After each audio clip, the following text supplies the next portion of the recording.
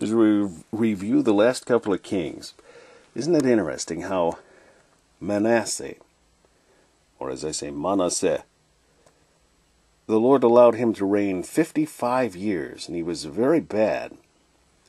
But of course he humbled himself at one point, as we read through the last number of passages here.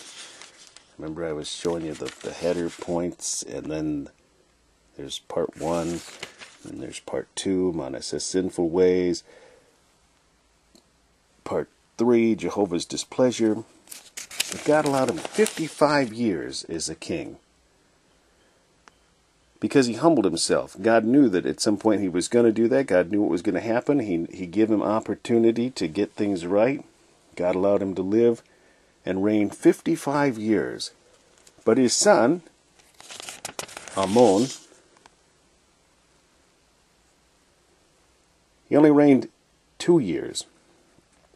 He was only 22 when he began to reign. And he reigned 2 years in Jerusalem.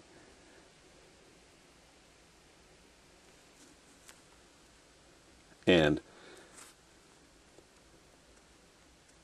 he only lived to be 24, obviously. Because God knew that, he would never humble himself, and so God allowed him to be taken by the ones that killed him. But then his son,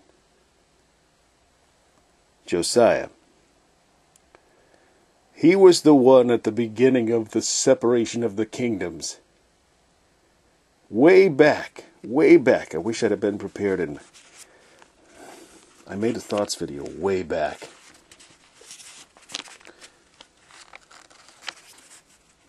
And he was the one who was prophesied of way back at the beginning of the kingdoms. Let's check out the year. Okay, this is 640, apparently he was born. 640 BC and lived to 609. Or maybe that's the years of his kingdom. Oh, yeah, because I remember seeing where it said he was born earlier on. Let's see when he was born. It says here, birth of Josiah. Huh? Because you always got to remember that the numbers go the other way. Okay, 648. When some believe 642. Okay, so let's roll back here, if I can find it. Like I said, I wasn't prepared. I didn't prepare myself like a dope, like I never do.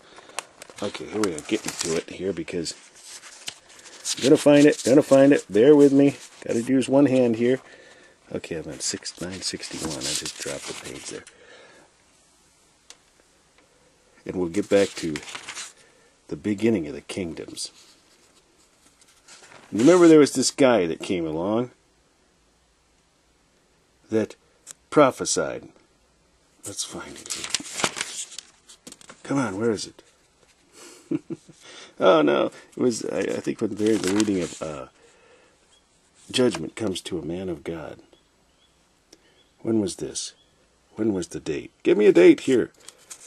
Okay, it tells right there, 945, 44 BC. Give me a date. 945. Okay, so now I can't remember what the other date was. 648? 648? About 300 years before. And I hope this is the passage. Judgment comes to a man of God. Okay, but that was the guy that prophesied. Altar used for evil, and came to pass when the king Jeroboam heard. Okay, that's it.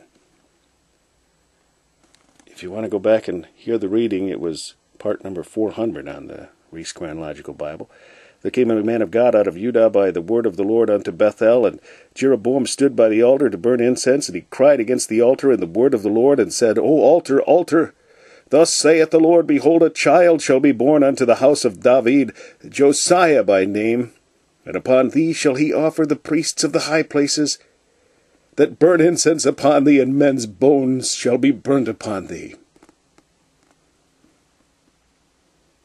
And he gave a sign the same day, saying, This is the sign which the Lord hath spoken. Behold, the altar shall be rent, and the ashes that are upon it shall be poured out. 300 years before.